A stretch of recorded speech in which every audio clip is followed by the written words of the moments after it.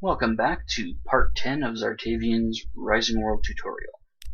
In this segment, I'm going to show you a little bit in regards to blueprints. They're fantastic, powerful, and they are absolutely world-changing. So, with a gold ingot in hand, go to your crafting bench, set up in the miscellaneous drop-down. You'll see blueprint, which says 1 gold ingot will create 1 blueprint. And that's that. So now you can see I've got 2 blueprints. They don't stack, but that's fine. We'll take our blueprint and go find something to use it on. Now, I've already got a copy of my home. I've already got a copy of this archway that I built. And then I had some minor technical difficulties, so I built something else that we could blueprint. Just over here. Now, when you're going to blueprint things, you'll want to start on one corner, like so. You need to click twice. The first one activates the blueprint. The second click sets the start point. And then you go to the opposite corner and you set your end point, like so. Now, once you've got that set up, some other instructions show up on screen which are real straightforward. You can use the up, down, left, right arrows to move the end point or start point along the X and Z axis, depending on where you're from. And you can use the plus and minus keys to move it up and down on the Y axis. So, for example, let's say that's good where that is, but we want to move that end point vertically. So we'll go up, up, up, up, up, up, up. And let's see, how does that fit? Now, looks like our cross is fitting in there really well. And if you wanted to move the start point, this little fella down here, you hold the right shift and then you move it accordingly. So let's say we want to go like that, make it a little skinnier, or like that, move it back and forth. It's all very easy, very user-friendly.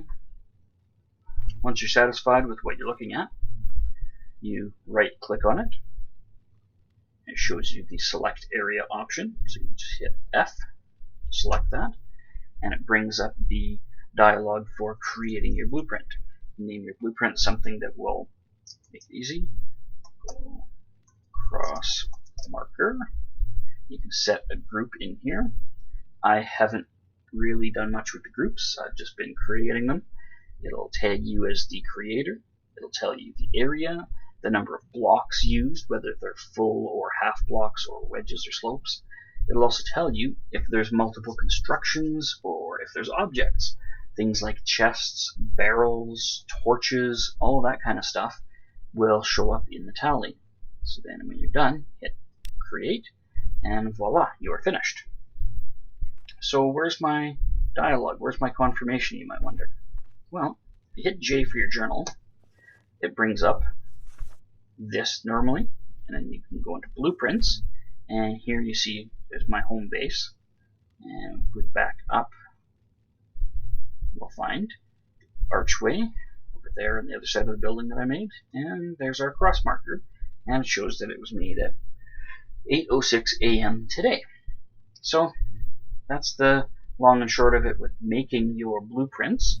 When it comes time to actually use them, you have a blueprint in your hand like so. Well, actually no, I think it can just be in your inventory. Let's test that out. Cross marker, use blueprint. Okay, so the blueprint has to be in your active item slot. Thought that was the case. So cross marker, use blueprint, and then it gives you the silhouette, and you can place it wherever you like. So let's go somewhere a little further away. Put it up here, like so. And once you're happy with where it's going,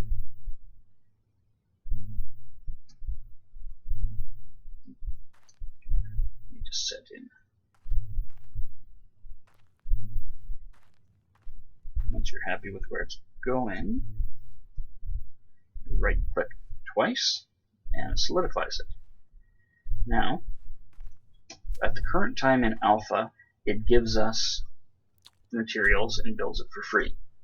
This is because the creator of the game is not 100% certain that with each update, everything will translate forward. So, in case of a world loss in the course of forward translation, he has decided that the blueprints, for now, will be free. The materials to use them will be free. So, let's say, for example, you finish up in this world, and there's an update, your world's completely messed up. Good thing you save those blueprints. Go single player, start a new world, call the new world blank slate, and give it a seed of some sort, create the world, and wait for it, dealing with paperwork, and we have a world. And let's see, whereabouts are we? We're on top of a mountain. Okay, well, that's as good a place as any. Meanwhile, you land in a new world. First thing you do, check your journal, and all of your blueprints will be there. Now, as far as the categories are concerned, I think what I might have done when I created this one was set that as the group name, and if that's the case, I'm going to have to figure out how to change the group name so that all of them go in the same place. But for now, that covers a bit of information on blueprints for you. I'm going to go back to my original realm here, and we'll cover a couple of other minor things. There's a few things that will give you some trouble. If you try to use the F key to move them, they won't cooperate. That would be your ore smelter, your barbecue, your smoker, and your fire pit and grill. None of these things can be moved with the F key. As per everything else, if you just hold the F key, oh, look at that. New update, new possibilities. You can now remove your grill, you can now remove your cooking grill, you remove the fire pit. You cannot pick up the fire pit. Okay, so some objects cannot be picked up. They will tell you that. Let's put that back though. Wow, that is something that was not documented in that last update. That's fantastic. Let's put our barbecue back now, shall we? There's a few other objects that I've encountered that say you cannot pick up this object. These light fixtures are amongst them. If you try and pick it up, it says right at the bottom of the screen, you cannot pick up this object. You'll see it for as long as you hold the F key. So if you need to hold it a little longer to read it, there you go. Okay, that changes just a little bit of what I was going to cover here. Some of the other things that I wanted to go over. There are some problems with items not stacking with themselves right now. If you have brand new torch mounts versus used ones, they won't currently stack. You can stack new with new, used with used, but they won't cooperate with each other. And the same is true with the torches themselves. There's a few items like that that won't cooperate. I'm guessing that's probably going to change over the course of time, but for the time being, well, there we go, there's another one. Tent that has been used, tent that has not been used, they won't stack. So that's something to be aware of. If you have items and you can't figure out why they won't stack, it may not be because of the stack limits, it may be because some are used and some are brand new. Now, another thing to mention on the subject of stack limits, many things will stack up to 64.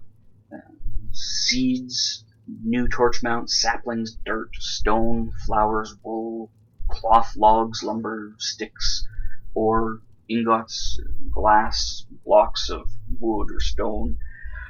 There's a lot of things.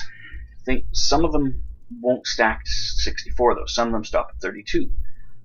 Brand new torches, for example, you can only stack 32 at a time. Among the food items, potatoes, apples, strawberries, tomatoes, there's lots of them, only go to 32. Lemons, lettuce, broccoli, as you can see, they all limit out at 32. There are some things that will stack to 16. Carrots, bacon, whether it's cooked or raw, you're limited to 16 in a stack, but I find a stack of 16. haven't cooked up enough bacon to make a stack. There's your stack of 16. There are some things that only go to 8. Watermelon slices we already know about. Beef steaks, whether they're cooked or raw. What else? The banisters, when you make them, will only stack up to 8. As you can see here, these guys won't stack. And there's a few other things. Used torch mounts and torches seem to limit out at 8 right now. If I remember correctly, yes, they limit out at 8 for both of them.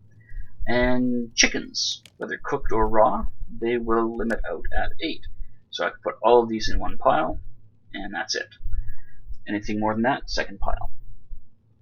And of course there's stuff you already know don't stack at all, like your tools and weapons, your intact watermelons, ribs, whether they're cooked or raw. So between the stack limits and the minor inconvenience of used versus new, you may find you end up with multiple stacks of a few things, but over time that will probably change. It is still an alpha after all. Thanks for joining us. Stay tuned for part 11 coming up.